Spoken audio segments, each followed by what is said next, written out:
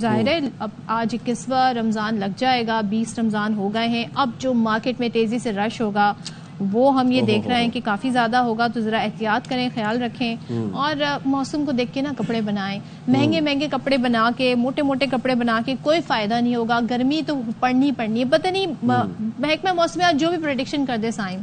کراچی میں نے دیکھا ہے، مجھے نہیں پتا لاہور میں کیا ہوتا ہے، اسلام آباد میں کیا ہوتا ہے، تو بھائی عید پر ہوتی گرمی ہے. عید کے تینوں دن سورج جو ہے نا کہیں آپ کو بادل دور تک دکھائی نہیں دے گا، صرف سورج چمچماتا ہوا ہم کو دکھائی دے رہا ہے. تیاری ہماری خراب ہو جائے گی. نہیں، تیاری اچھی رہے گی ہماری. ہم ذرا دیکھ بھال کے موسم کے حساب سے کریں. تو پھر ہم جب بات کر رہے ہیں دھوپ کی، تمازت کی، اس سے پہلے ہم نے موسم کی بات کی، کاربن گیس ایمیشن کی بات کی، گرین ہاؤس. اس کا سولوشن ویسے ہے کیا؟ اس کا سولوشن یہ ہے کہ آپ پلانٹیشن کریں. اس کی بیسک سولوشن یہ ہے کہ آپ ڈیفارسٹیشن نہ کریں. آپ جنگلات کو جنگلات رہنے دیں، درختوں کو درخت رہنے دیں. اب آج پاکستان سمیت دنیا بھر میں جنگلات کا دن منایا جا رہا ہے، جس کا مقصد جنگلات کی اہمیت اور ماحولیاتی تحفظ کے بارے میں شعور بیدار کرنا ہے. رواں سال یہ دن جنگلات اور خوراک کے عنوان سے منایا جا رہا ہے. جنگلات نہ صرف آکسیجن فراہم کرتے ہیں بلکہ پانی، خوراک، دواؤں اور معیشت کے لیے بھی ناگزیر ہوتے ہیں. ایسے ہی ہے. اب اقوام متحدہ کی ایک رپورٹ کے مطابق کسی ملک میں صحت مند ماحولیاتی نظام اور مضبوط معیشت کے لیے کم از کم 25% رقبہ جنگلات پر مشتمل ہونا چاہیے. مطلب ایک ملک کا 25% رقبہ جو ہے وہ جنگلات کے لیے ڈیڈیکیٹڈ ہونا چاہیے. لیکن پاکستان میں کیا ہے؟ پاکستان میں یہ شرح صرف 4.8% ہے. سوچے کم از کم 25 بتایا جا رہا ہے، اور پاکستان میں شرح کتنی کم ہے، یعنی 4.8%، جو 1990 میں 6.5% تھی. یعنی کہ یہ اور کہتے ہیں نا شرنک ہوا ہے. ورلڈ بینک اور اقوام متحدہ کی رپورٹس کے مطابق پاکستان میں جنگلات کا رقبہ مسلسل کم ہو رہا ہے، جو ماحولیاتی خطرات کا باعث ہے. اور اس کے تحفظ کے لیے ہمیں کیا کرنا ہوگا؟ ہمیں شجرکاری مہم کو فروغ دینا ہوگا اور موسمیاتی تبدیلیوں کے منفی اثرات سے بچا جا سکے. اور اسی حوالے سے ہم بات کرتے ہیں. ہمارے ساتھ موجود ہیں چیف کنزرویٹو مسٹر محمد ریاض احمد واگن صاحب. یہ چیف کنزرویٹر فارسٹ بھی ہیں مینگرووز اینڈ رینج لینڈ کے. تو thank you very much sir for joining اس ان دا پروگرام. اب پہلی چیز تو یہ بتائے گا کہ ہاؤ ٹو کنٹرول اربنائزیشن. ہم جو ایکسیسو ڈیولپمنٹ کی طرف جا رہے ہیں اور ہم ڈیفارسٹیشن کا عمل جو ہے وہ اپنائے جا رہے ہیں، ہم درخت کاٹے جا رہے ہیں. اچھا، خواہ وہ درخت جو ہے وہ ان کو ہم اربنائزیشن کے لیے کاٹ رہے ہیں یا پھر ہم ان کو دیگر اپنی جو ہے وہ فرنیچر کے لیے کاٹ رہے ہیں یا پھر پیپر کے لیے کاٹ رہے ہیں. تو اس حوالے سے بھی آپ سے بات کریں گے کیونکہ یہ بڑی ایک جو ہے نا وہ الارمنگ بات ہے کہ ہمیں پڑی ہوئی ہے بس بلڈنگز بنانے کی. اچھا، جو ایک رورل ٹو اربن بھی جو ایک جو ہجرت ہے نا، یہ جو ایک جو لوگ جو امیگریشن ہے، اس کی وجہ سے بھی جو ہے وہ اربنائزیشن میں بڑا اضافہ ہو رہا ہے. کیونکہ جو دیہی علاقوں میں جو لوگ ہیں نا وہ کہتے ہیں کہ ہم شہروں کی طرف مائگریٹ کرتے ہیں. ہم نے خیال بھی تو نہیں رکھنا نا، جنگلات جو ہیں وہاں پر جس طرح لکڑیوں کا کٹاؤ، درخت کٹ رہے ہیں، وہ ساری چیزیں. تو ہمارے ساتھ ریاض صاحب موجود ہیں، ان کی طرف ایک بار پھر چلتے ہیں. ریاض صاحب، میں آپ سے یہ پوچھ رہا تھا کہ کتنا امپورٹنٹ ہے اس بات کو اس کو سمجھنا کہ اربنائزیشن جو ہے اٹس کلنگ دا انوائرمنٹ. اور جو ڈیفارسٹیشن ہم کیے جا رہے ہیں، ہم نے ایک عادت اپنا لی ڈیفارسٹیشن کرنے کی.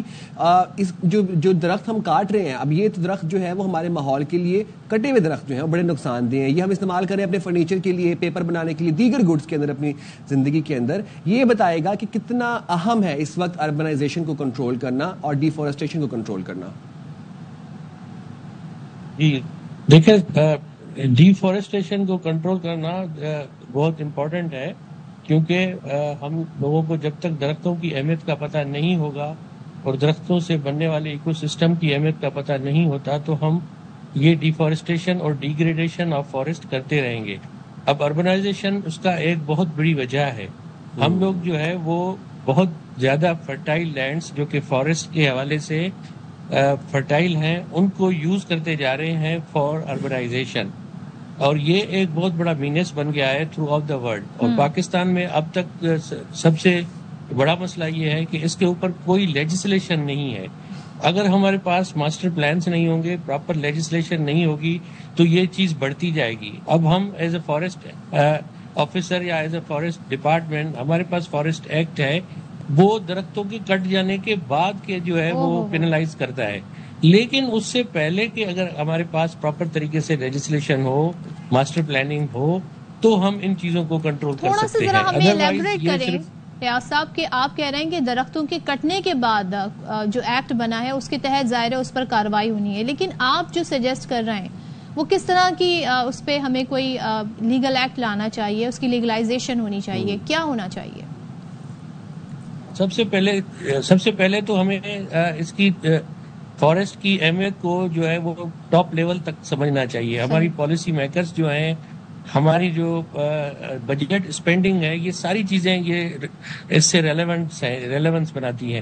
اب جب تک ہمیں ٹاپ لیول تک سینسٹائزیشن نہیں ہوگی, ہماری پالیسیز جو ہے وہ اس طرح کی نہیں بنے گی. سب سے پہلے ہم نے فارسٹ ایریا اور ٹریز کو, ان کی کٹائی پہ مکمل طور پہ پابندی ہونی چاہیے, جس طرح بہت ساری دنیا کے ملکوں میں ہے. اور اس کے بعد پھر ہم وہ چیز صرف الاؤ کریں جو بالکل ہی ہائیلی جو ہے وہ ریکوائرڈ ہے, جہاں پہ یہ چیز کٹنے کے لیے بالکل انیویٹیبل ہو جاتی ہے, تب جا کے ان چیزوں کی اجازت دی جائے. آج کل یہ ہو رہا ہے کہ فارسٹ کو جو ہے وہ ڈی فارسٹ کرنے کے حوالے سے بہت ساری سوسائٹیز بنتی ہیں, ان کو بھی فارسٹ کی زمین دی جاتی ہے. ایون فار دیٹ میٹر شہر میں جو ہے وہ درختوں کو کاٹ کے زمینیں دی جاتی ہیں. تو اس کے لیے پراپر لیجسلیشن جب تک نہیں ہوگی تو یہ چیزیں کنٹینیو رہیں گی. پہلے تو ہمیں تعین کرنا پڑے گا نا اس رقبے کا. یہ تو رقبہ بھی ہمارا مسلسل جو جنگلات کا ہے وہ کم ہوتا جا رہا ہے. تو اس کی بنیادی وجہ یہی ہے, اربنائزیشن ہی کو ہم بنیادی وجہ کہہ سکتے ہیں, دیگر ایشوز بھی ہیں. Urbanization is one of the cause, اس کی ایک وجہ ہے صرف. اس کے علاوہ ہم ایگریکلچر کے لیے ایکسپینشن جو کر رہے ہیں اس میں بھی درخت کاٹ رہے ہیں, مائننگ کر رہے ہیں ہم. ایگریکلچر جی, اس کے لیے بھی درخت کاٹ کے جو ہے وہ زمینیں بڑھاتے جا رہے ہیں.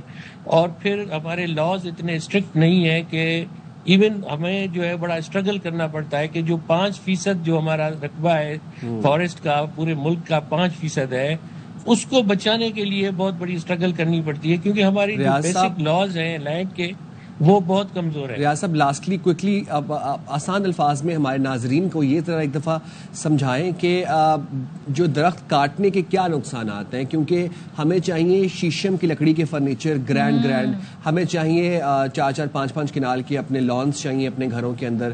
تو درخت کاٹنے کے کیا نقصان ہے, ذرا آسان الفاظ میں بتائیے گا.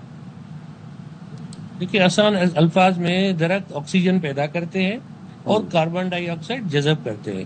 ان دونوں کا ہماری لائف سے, زندگی سے بہت بڑا گہرا تعلق ہے. ان کی جڑوں میں جو ہے وہ کریچرز ہوتے ہیں مختلف قسم کے, ان کے اوپر پرندے آتے ہیں. یہ ساری چیزیں جو ہے ایک پورا ایکو سسٹم بناتی ہے. ایک درخت کو آپ نے جب کاٹا تو اس علاقے کا, اس ایریا کا, اس گھر کا پورا ایکو سسٹم ڈسٹربڈ ہو جاتا ہے. اگر آپ مانیٹری ٹرمز میں آپ بات کریں گے تو آپ نے لاکھوں روپے کا جو ہے وہ نقصان کر دیا صحت کے حوالے سے, پانی کی جو ہے وہ جذب کرنے کے حوالے سے, اور بارشوں پہ افیکٹ کے حوالے سے.